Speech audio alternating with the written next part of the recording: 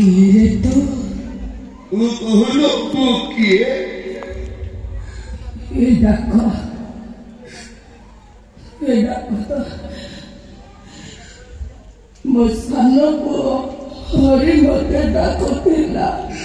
कौन एमती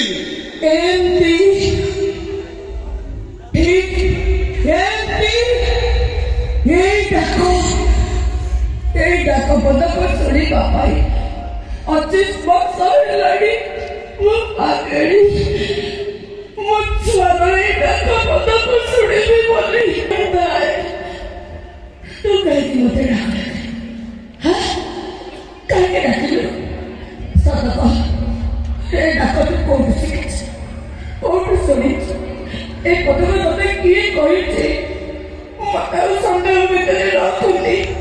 तत तू किए मुझको सादा वो हरी